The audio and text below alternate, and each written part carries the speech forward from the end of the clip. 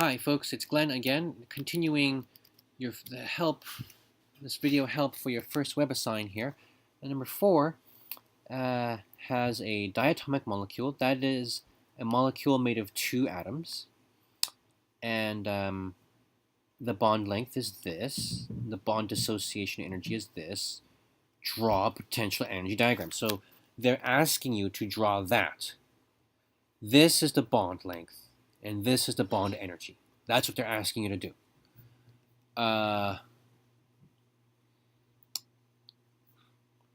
I see. So they want you to find the graph that looks like this.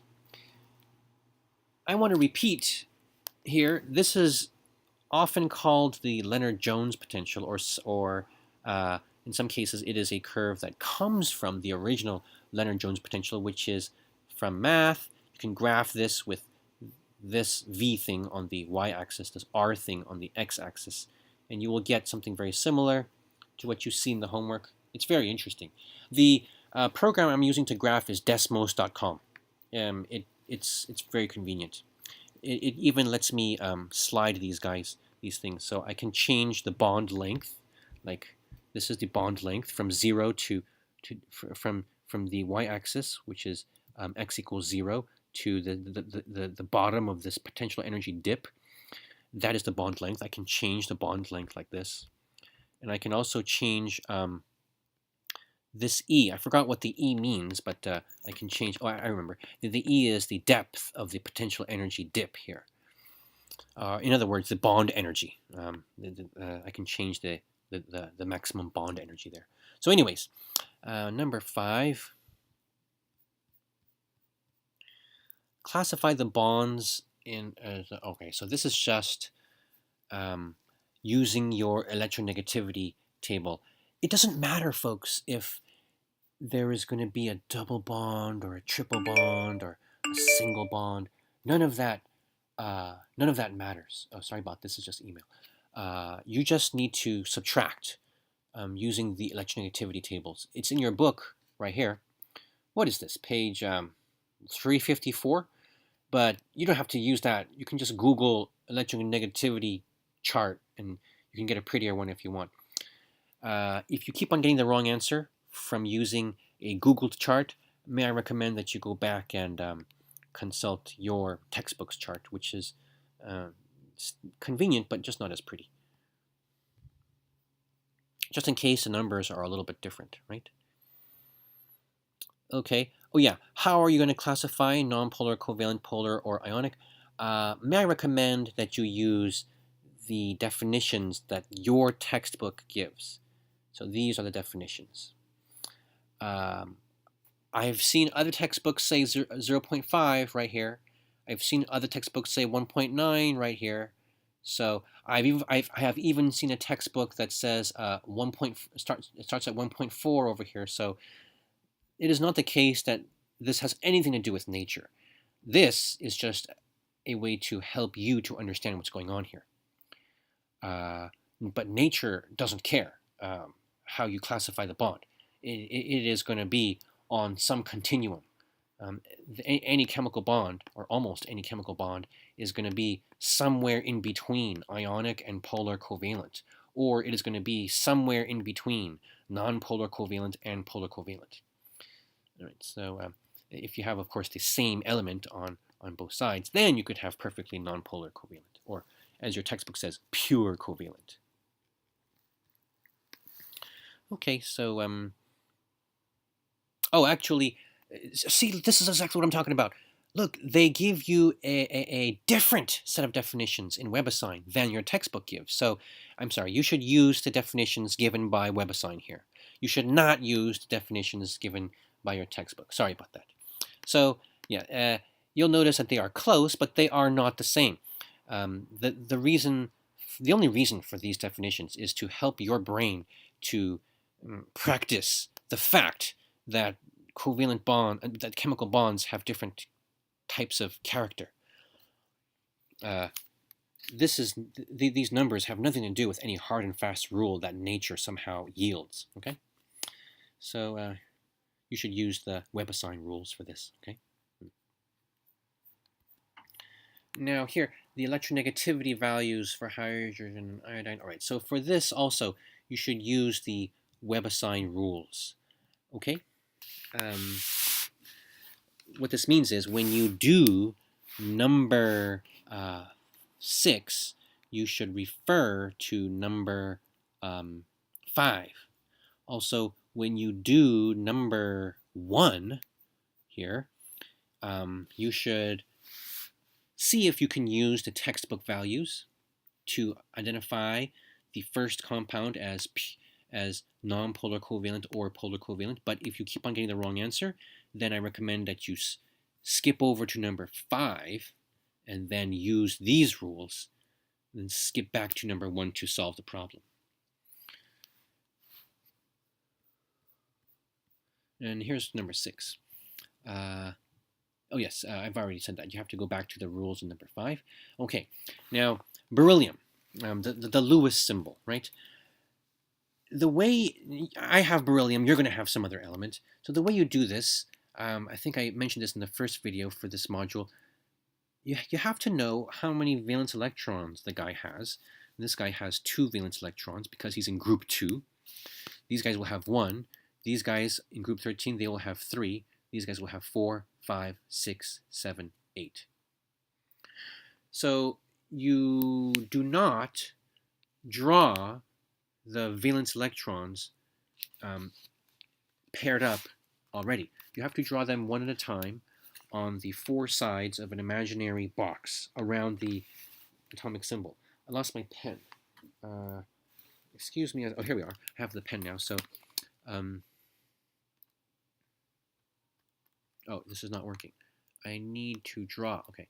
So I have beryllium. You'll have something else. So you just imagine that there's a box here, right? And then you draw the dots. 1, 2. Now, does it matter that I drew them? You could draw them 1, 2. You could draw them 1, 2. It doesn't matter where you start and which way you go. It only matters that these guys are unpaired. See, that 1, 2 is different than this 1, 2. This means that they are paired. If they are paired, that means they are unlikely to react. But beryllium is very likely to react. The whole reason why you cannot find pure beryllium in the ground is because it has these 2 electrons. They're unpaired. It wants to react with anything. It will react with oxygen. It will react with water. Whatever you got, it's going to react. Okay, so that's what they're trying to get you to see. The unpaired electrons. It's important to be aware of where they are. So I'm going to pick this one. These other choices are obviously wrong because, you know, beryllium doesn't have more than 2 valence electrons. Now, PCl3. Now I'm going to show you how to draw a Lewis structure. So there are some rules to drawing Lewis structures. There is a YouTube video that will do a better job than I will right here, so I will post that. But I think that's the only YouTube video that I will post. So, aside from these. Now, here is how to do this. First, you write the formula on a piece of scratch paper, and then you take this first atom, you put it in the middle, and you surround it with the other atoms. Okay? And then you connect everything with lines. And then you give every atom 8 electrons total. Remember that every line is 2 electrons. So this Cl has 2 electrons. I'm going to give it 8. 2, 4, okay, so here, let me do this right. 2, 3, 4, 5, 6, 7, 8. So notice that I didn't put a dot here. Why? Because 2 electrons could fit on each side of the imaginary box. No more than 2. Okay? So this one needs 8. So there's 2, 3, 4, 5, 6, 7, 8. 2, 3, 4, 5, 6, 7, 8. Now what about the P? The P has 2, 4, 6, 8. This is my Lewis structure, but I'm not done yet. It's very likely that this is wrong. How could it be wrong? Okay, now this one is not wrong. It's very likely that when you do this, you're going to have to take an extra step. And here's what the extra step is. you need to make sure that you have just drawn the same number of electrons as are indicated in your formula. Phosphorus, how many valence electrons does that have? Phosphorus has 5 valence electrons. Here's phosphorus. You said 15. It has 5 valence electrons. In other words, it has 8 minus 3 valence electrons. Well, so anyways, so it has 5 valence electrons. So if it has 5 valence electrons, then because I only have 1 phosphorus, I only have 5 electrons available here. But I also have 3 chlorines. So here's a chlorine. It has 7 valence electrons, right? So I have 3 chlorines, so that means 7 times 3, that's 21. So the total number of valence electrons is 26. So I need to find 26 valence electrons here. Let me see. 2, 4, 6, 8, 10, 12, 14, 16, 18, 20. Now every line is 2 electrons. 22, 24, 26. Have I left anything out? No? That means this Lewis structure is probably correct. All right? Now there is another step that you sometimes need to take to verify your Lewis structure, and that is the formal charge. The formal charge. Formal charge is not really a charge at all. Formal charge is just a math technique that we use to figure out how likely our Lewis dot diagram is to being correct. Please note that I am using the words Lewis dot diagram, Lewis structure, Lewis diagram, all interchangeably. To me, they are all the same thing. To your book and to WebAssign, I believe they are also all the same thing. Lewis structure, as long as the word Lewis is in there, this is what they're talking about. Right, let me show you how to calculate the formal charge. The formal charge, Fc, the formal charge is equal to the number of valence electrons minus the number of bonds, not bonding electrons, but just the number of bonds, minus the number of lone electrons. Okay, so here I have a P. It has 5 valence electrons. So the formal charge for the P is 5 valence electrons minus 3 bonds minus 2 lone electrons. Okay. Now this is very confusing because usually when one says lone electrons, we're talking about lone electrons like this, unpaired electrons. But in the case of formal charge, you're counting the electrons individually, not as a pair. Here, perhaps it's better if we call this the non-bonding electrons. Okay, so the formal charge is equal to the number of valence electrons, which for P is 5, minus the number of bonds, which for P is 1, 2, 3, minus the number of non-bonding electrons, which is 1, 2. Right, so that's equal to 0. When the formal charge is 0, you know that your structure is correct. But it needs to be 0 for every single atom there. All right? So what about chlorine? Chlorine has the formal charge for chlorine. It has 7 valence electrons. The number of bonds, here it is 1, minus the number of non-bonding electrons, 1, 2, 3, 4, 5, 6. This is also equal to 0. All right? Now this math applies to all of these chlorines. They're all the same. When all of your formal charges are 0, you know your structure is correct. The object of this game is always to get your formal charges as close to 0 as possible. If you have some crazy, this is just a crazy Lewis structure, right? And then there's a bunch of dots everywhere. Right? If you have a formal charge of -1 over here, and +1 over here, and 0 over here, and 0 over here, and 0 over here, this structure might be correct. But if you can draw another structure that follows all the rules being everybody needs to have 8 electrons around them. You can only use the same number of electrons in all your bonds and all your dots as you have in terms of valence electrons for each of the atoms, right? Those are the 2 rules.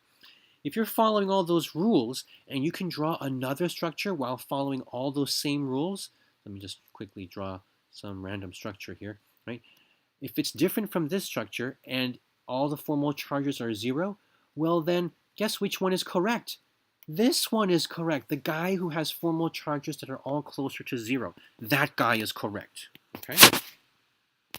But there is something else to think about here, folks. But before we do that, let me go through a couple more examples.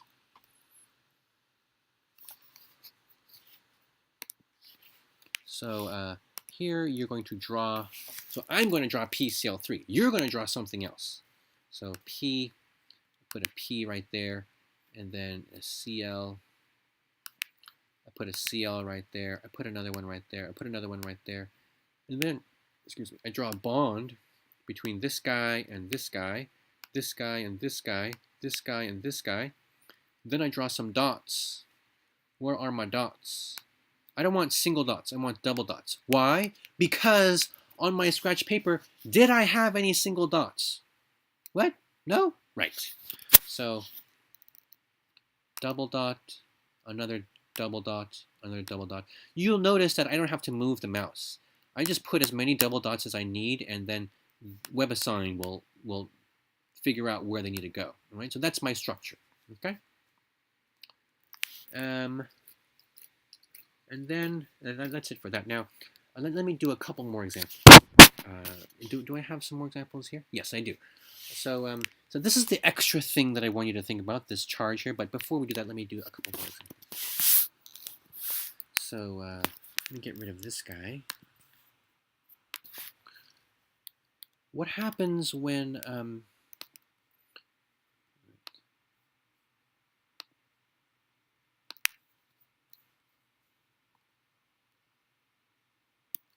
okay. Here's another example. Carbon dioxide. Carbon dioxide. So I put the C in the middle, I surround it with the O's, I connect them with bonds, and then I give everybody 8 electrons. So, oh, sorry. So this is 2 electrons. I'm working on oxygen here, working on oxygen. 2, 3, 4, 5, 6, this is 6, 7, 8, right?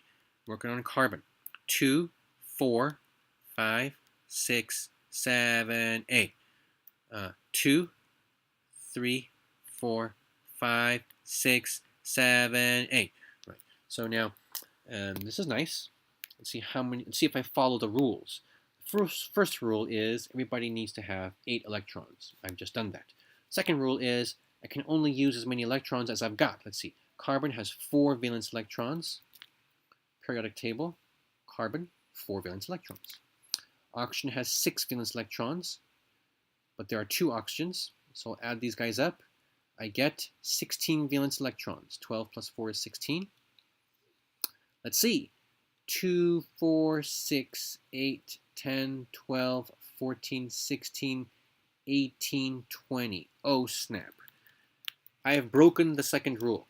That means that this is not the correct Lewis structure, and I need to fix it.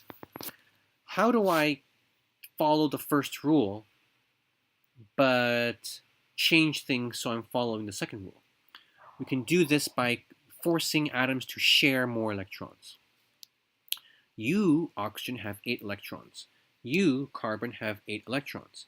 But if I have you not have your own pair there, and you not have your own pair there, but instead share a pair, then you're still going to have 8 electrons. See? 1, 2, 4, 6, 8. And you're still going to have 8 electrons. 2, 4, 6, 8. So we're happy. Now let's count the electrons. 2, 4, 6, 8, 10, 12, 14, 16, 18. That's still too many, so let me do my little sharing thing again on the other side also. I want to share right here, so don't have your own, Mr. Carbon. Don't have your own, Mrs. Oxygen. Instead, share a pair. All right? Oops, you guys were already sharing. Right, so now let's count them. I'll redraw this. You have 2 pairs right there. 1, 2, 1, 2. You have no pairs. Okay. You have 2 pairs. 1, 2, 1, 2. All right. So let's see. 2, 4, 6, 8, 10, 12, 14, 16. All right. So this structure does follow the second rule. Has 16 valence electrons. Okay, that's good. So let me just check up on the formal charges here. Carbon has a formal charge of 4. It has 4 valence electrons, minus 4 bonds, minus 0 non-bonding, so that's 0. That's good. Oxygen, this oxygen looks to be in a very similar situation as this oxygen.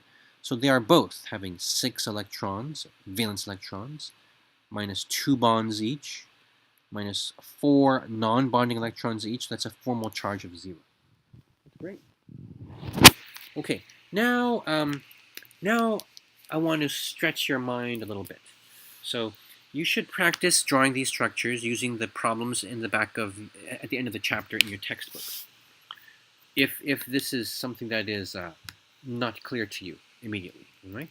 But for right now, I want to stretch this concept to encompass something else that's very closely related and very important for this class. I want to tell you about charges. There is an ion in the world, a very common ion, called ammonium. This is the ammonium ion. It has a plus charge. How do I draw the Lewis structure for this? I put that first atom in the middle, and I surround it with the other atoms. There are 4 H's. You stick them all together, give everybody 8 electrons. Now here is where I need to stretch your mind a little bit. H can only have 2 electrons. It cannot have 8 electrons. Beryllium is the same way. That's right. Actually, boron is the same way. It can only have 6 electrons. Okay. Here, let me show you on the periodic table what is going on. Oh, wait a minute. I think I am a little wrong here. Beryllium should only have 4 electrons. Yes. So they end at boron. Okay, so yes, sorry about that. So the beryllium can only have 4 electrons, all right? And the boron can only have 6 electrons, okay? And the lithium, well, lithium usually forms ionic bonds rather than covalent bonds, and so the lithium is always going to have just no electrons, okay? So you do not need to worry about lithium, that's what I'm trying to say. But you do need to worry about these guys.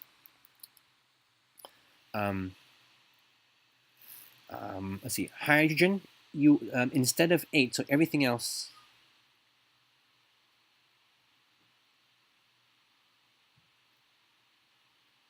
so these are electrons. Everything else is going to need 8 electrons when they are forming any kind of covalent bond, okay?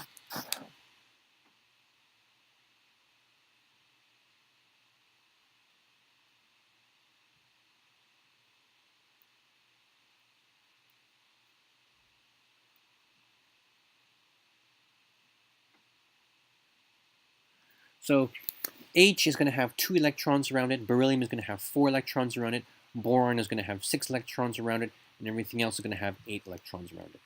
You will rarely, if ever, see beryllium in any problem in this class, and you might, but it's unlikely, see boron in any problem in this class.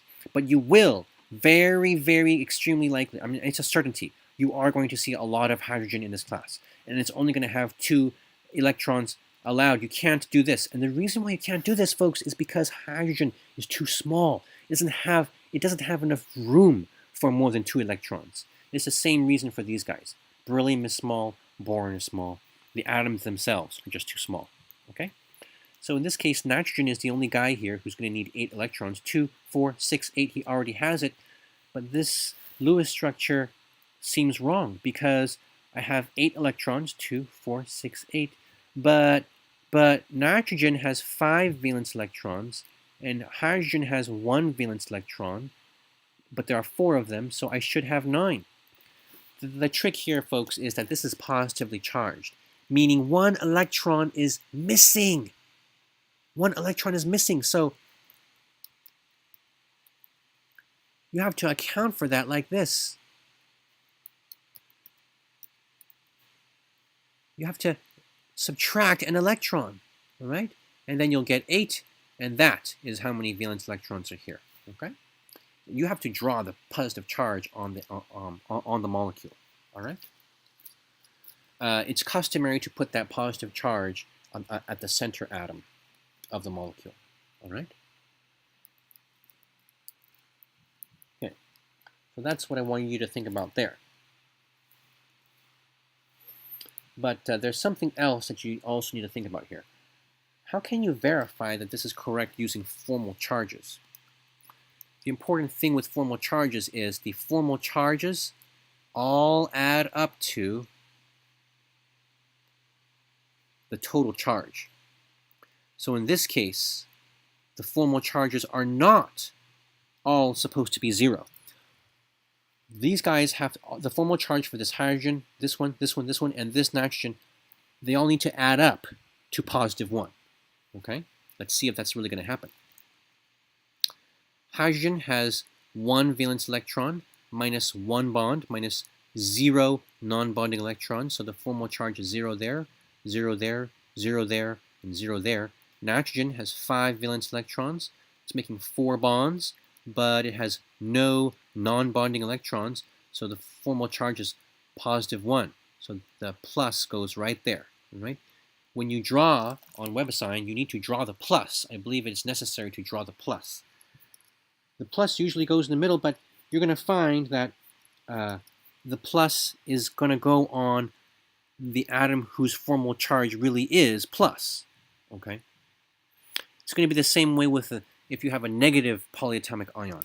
The negative charge is going to go on the atom whose formal charge really is -1. Okay? All right. So let me give you a negative polyatomic ion now.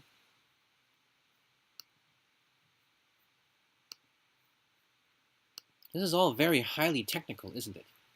Highly, highly technical. Unfortunately, I highly doubt that you will ever use this in your health profession. However, it is a rite of passage deemed necessary by admissions committees of your health professional schools. So, let's see. I want to give you a negative thing. So, let me give you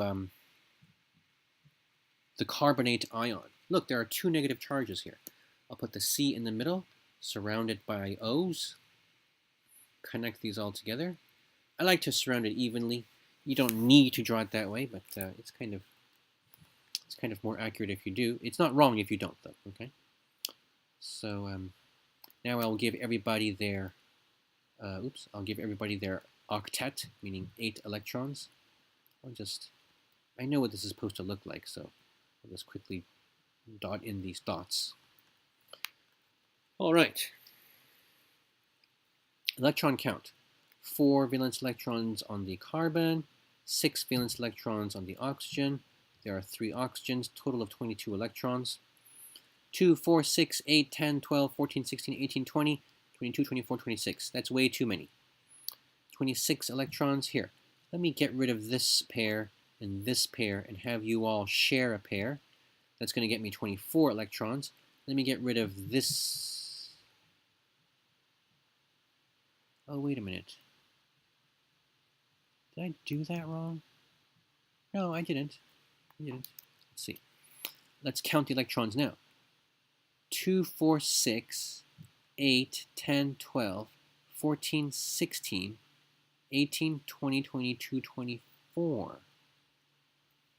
Huh. So how do I account for those last 2 electrons? I have 24 electrons. What gives? This gives. Yes, you are right. There are 2 extra electrons here. So I need to add 2. So this should actually be 24. All right? So this is the correct structure. Let me get rid of those X's. Oops, I Can't get rid of those X's. Okay. Here, let me do this again, just real quick. So what I should have done was I should have shown you 4 for the carbon plus 6 for the oxygen, but there are 3 oxygens. And then I should have at this point said, and there are 2 more electrons because this is negative. This has 2 extra negative charges. So this is 24 electrons.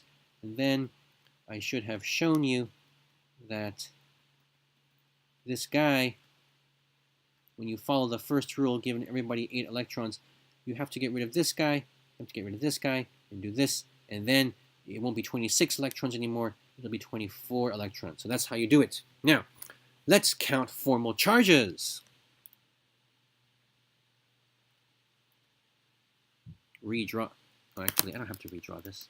I can just yeah, I can just do this. Right? This is the same thing. Okay, so formal charges. This guy, oxygen, has 6 valence electrons minus 2 bonding electrons minus 4 non-bonding electrons. 1, 2, 3, 4. That's 0. That's great. This carbon has 4 valence electrons minus 4 bonds minus no dots. So that's 0 also. That's great. This oxygen, okay, now, I know the charge is -2, so I better have either a -2 on one of these or a -1 on each of them. When you're dealing with formal charges, folks, it's preferable to spread out the charge as much as possible. So if you need a -2 charge, the correct structure is going to have that -2 charge spread out as 2 -1s. In other words, all the formal charges of all the atoms need to be as close to 0 as possible. This structure would be more correct than an equivalent structure that had all zeros except for one -2, because -2 is far from 0, but -1 is close to 0. You need to have all the formal charges as close to 0 as possible. Let's calculate the formal charge of this oxygen. 6 valence electrons minus 1 bond minus 2, 4, 6 non-bonding electrons. The answer is -1. That's the same deal for this oxygen out here. It's like this oxygen over here. Whoops. This oxygen over here is -1. This oxygen over here is -1. This oxygen over here is -1. When you draw the Lewis structure, you can draw the -1s by, you can draw the minus signs next to the atoms that have the formal charges. But I think WebAssign is going to prefer that you use brackets. So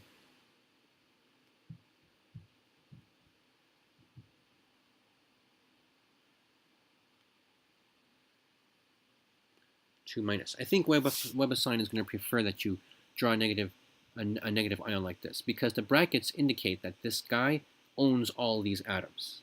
And there are 2 extra, this guy owns all these electrons. There are 2 extra electrons. Your eyes are not deceiving you. There are 2 extra, and they are there because it's negatively charged. I think WebAssign is going to prefer it if you draw the brackets here, okay? Not so with the positive charge. So remember my NH4?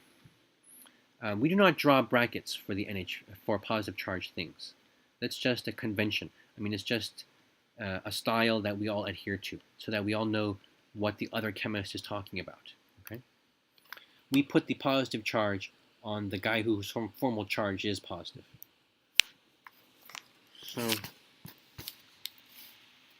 So that's it for this. Now there is yet another sophistication for you to digest, but I will do that in the next video. Okay? Hint: it involves cases when you need more than 8 electrons around an atom. Okay?